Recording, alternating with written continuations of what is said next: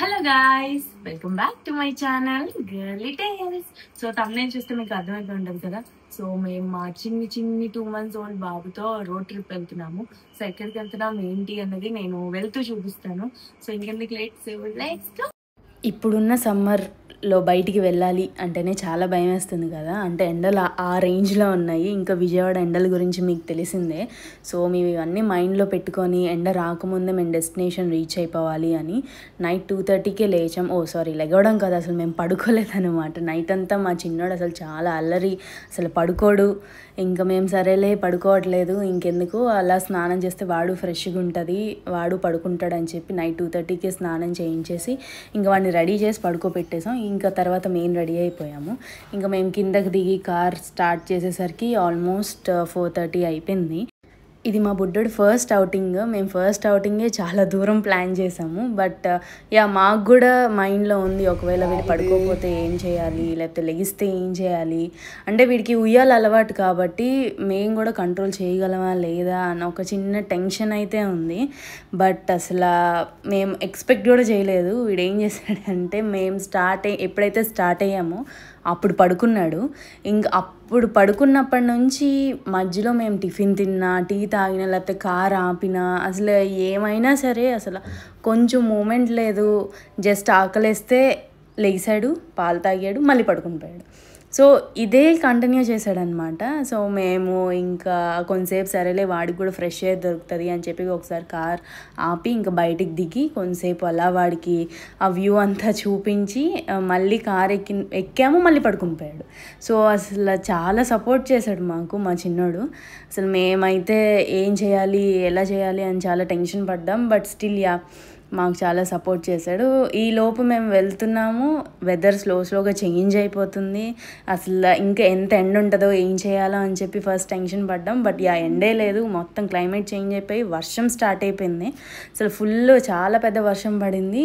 ఆ వర్షం కూడా మా వాడు లెగవలేదు. అంటే ఫుల్ సౌండ్ వస్తుంది కదా, ఆ సౌండ్కి కూడా లెగవలేదు మా బుడ్డోడు. చాలా సపోర్ట్ చేశాడు. అసలు మాకైతే మేము ఫుల్ హ్యాపీ. ఇంతకీ మా బుడ్డోడు ఫస్ట్ అవుటింగ్ ఎక్కడికో మీకు చెప్పలేదు కదా. సో వీడు వాళ్ళ నాన్నమ్మ వాళ్ళ ఇంటికి వెళ్తున్నాడు అనమాట. ఫస్ట్ టైం పుట్టిన తర్వాత ఆఫ్టర్ 2 months వాళ్ళ నాన్నమ్మ వాళ్ళ ఇంటికి వెళ్తున్నాడు. ఇంకా మేము ఆల్మోస్ట్ డెస్టినేషన్ రీచ్ అయిపోయాం, ఇంటికి వెళ్ళిపోయాం. ఇంకా 5 minutesలో వెళ్ళిపోతాం అనగా ఇంకా సార్ ఏడుపు స్టార్ట్ చేశాడనమాట. అస్సలు ఇంకా కంట్రోల్ చేయలేకపోయాము. అసలు ఏం చేసినా ఆపట్లేదు. అంటే వాడికి కూడా కొంచెం ఇరిటేట్ అయిపోయాడు, క్లోజ్ దాంట్లో ఉన్నాడు కదా. ఇంకా 5 minutes మాత్రం రచ్చ చేశాడు. ఇంకా వీ రీచ్డ్ హోమ్. ఇంక వాళ్ళ నానమ్మ తాతయ్య అయితే అసలు ఎప్పుడు వస్తాడా అని వెయిట్ చేస్తున్నారు. రాగానే వాళ్ళ నానమ్మ దిష్టి తీసింది.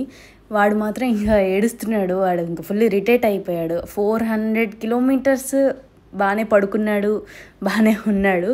లాస్ట్ 1 kilometer మాత్రం ఇంకా రచ్చ అనమాట. ఇంకా అసలు కార్ టాప్ లెగిసిపోతుంది వాడి ఏడుపుకి. ఇంటికి వచ్చినా సరే ఇంకా వాడు ఇంకా ఇరిటేట్ అయిపోతున్నాడు. బట్ వెదర్ మాత్రం అసలు చాలా కూల్ అయిపోయింది, అసలు వేడి లేదు. అది కొంచెం వెదర్ కూడా మాకు సపోర్ట్ చేసిందని చెప్పాలి. ఇంకా లాస్ట్కి వాళ్ళ నానమ్మ ఫుల్ డెకరేట్ చేసి వాడిని ఎలా వెల్కమ్ చేసిందో మీరే చూడండి.